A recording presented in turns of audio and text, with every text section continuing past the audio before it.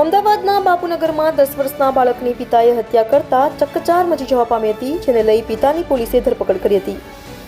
અમદાવાદમાં પિતા દ્વારા પુત્રની હત્યા ચોંકાવનારી ઘટના સામે આવી છે. શહેરના બાપુનગર વિસ્તારમાં રહેતા પિતાએ જ બાળકની સોડિયમ નાઇટ્રેટ પાણીમાં ભેળવીને પીડાવી દીધું હતું, જેના કારણે 10 વર્ષના માસૂમનું મૃત્યુ નિપજતા ભારે ચકચાર મચી જવા પામી છે.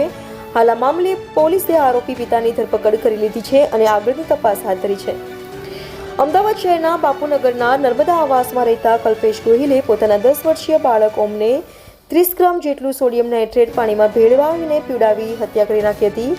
જે મામલે પોલીસે આરોપીની પિતાની ધરપકડ કરી લીધી છે અને આગળની તપાસ હાથ ધરી છે.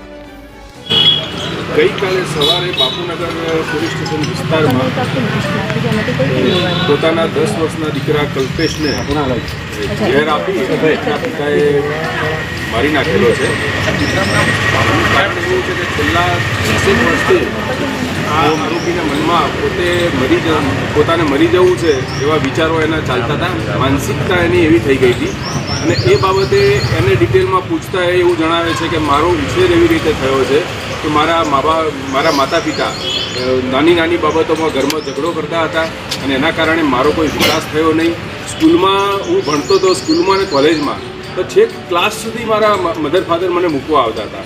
એટલે મારી માનસિકતા એવી થઈ ગઈ કે મને ગમે ત્યારે મારી આજુબાજુ 4-5 માણસો ઊભા હોય તોય મને જાણે મને મારશે એવો એને એક પ્રકારનો ડર ફીલ થતો હતો અને એના કારણે એવી માનસિકતા હતી કે ભાઈ મારે જીવવું નથી.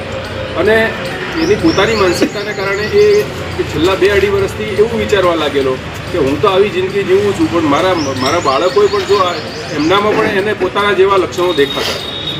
એટલે એણે એવું વિચાર્યું કે મારા બાળકો પણ આ રીતે મોટા થઈને આ રીતે જિંદગી જીવે એના કરતાં હું બાળકો સાથે સુસાઇડ કરીને મરી જાઉં. અને આ રીતે એણે એના દીકરાને ઝેર આપી અને મારી નાખેલો છે. અને આ બાબતે પોતે કોમ્પ્યુટર રિપેરિંગનું કામ કરે છે અને અગાઉ પણ એણે પોતે સુસાઇડના એટેમ્પ કરેલા છે. 2002-03ની સાલની અંદર એને એક લવ અફેર હતું અને એમાં બ્રેકઅપ થવાના કારણે એને દવા પીધેલી હતી. એ વખતે 2 દિવસ હોસ્પિટલ રહ્યો હતો.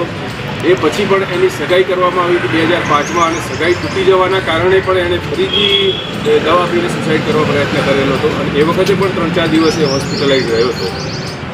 સાહેબ, ખાસ તો એને જે સોડિયમ નાઇટ્રેટ